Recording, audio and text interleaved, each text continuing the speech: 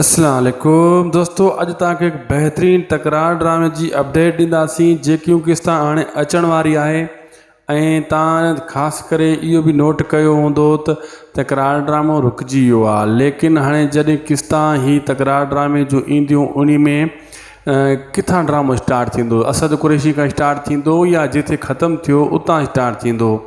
इहा सोच तव्हांजे ज़हन में बार बार घुमंदी हूंदी। इहा अॼु तव्हांजी जेका आहे न ग़लतफ़हमी दूरि करण जे लाइ असीं आया आहियूं। इन उदासी टीवी यूट्यूब चैनल खे ज़रूरु सब्सक्राइब कंदा ऐं इन वीडियो खे आख़िर ताईं लाज़मी ॾिसंदा, जीअं तव्हांखे सॼी कहाणी ऐं सॼी अपडेट सम्झ में अची वञे।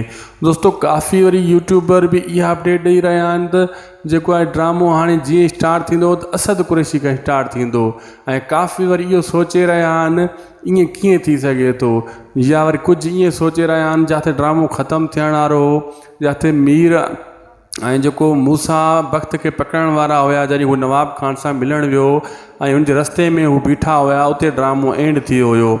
हाणे छा ड्रामो उतां स्टार्ट थींदो या वरी ॿी जॻह खां, यानी जिथे असद कुरैशी जी एंट्री ॾेखारी वेंदी उतां स्टार्ट थींदो।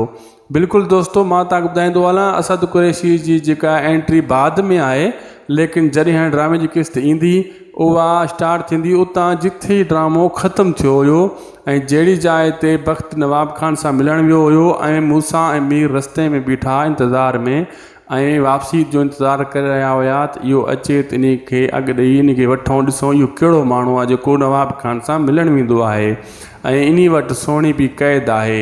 उते ड्रामो एंड थियो, उतां ई वरी ड्रामो हलंदो, न के वरी जेको असद कुरैशी फ़िलहालु कुझु क़िस्तनि खां बाद ज़ाहिर थींदो। ठीकु आहे दोस्तों, ख़ुदा हाफ़िज़।